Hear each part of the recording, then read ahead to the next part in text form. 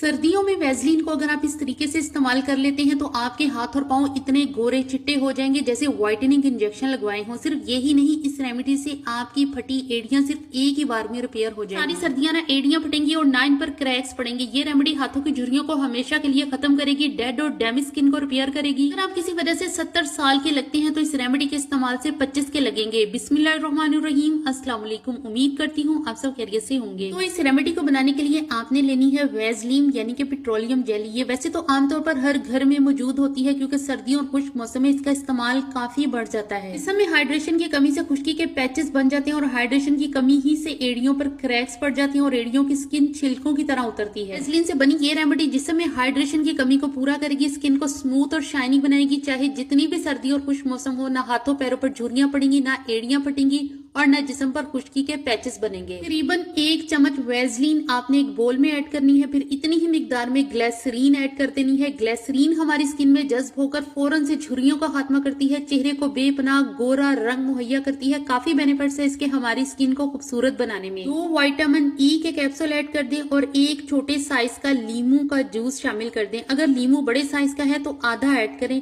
लीमू का juice vitamin C से भरा होता है और विटामिन सी झुर्रियों को खत्म करता है, रंगत निखारता है, स्किन में चमक और ग्लो पैदा करता है। 1 लीमू का रस शामिल करने के बाद आपने नेक्स्ट स्टेप में एक पैन में पानी लेना है और बोल को गर्म पानी में रखकर इन सारे अज़ा को मिक्स कर लेना है।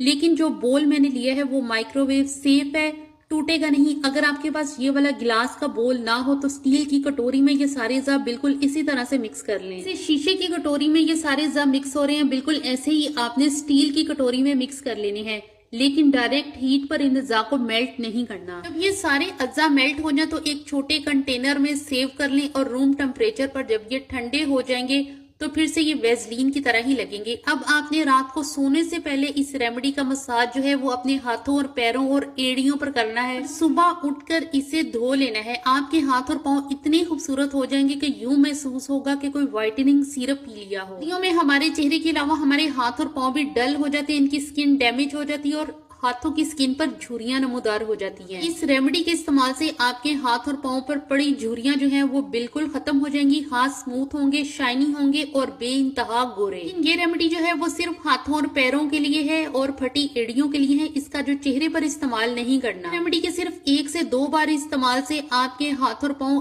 बहुत ज्यादा खूबसूरत हो जाएंगे और बहुत ज्यादा उनका कलर फेयर हो जाएगा। दूसरी रेमेडी भी हाथ और पांव को बेपनाह गोरा करेगी, हाथों और पैरों की झुर्रियों को खत्म करेगी, वो भी सिर्फ चंद मिनटों में।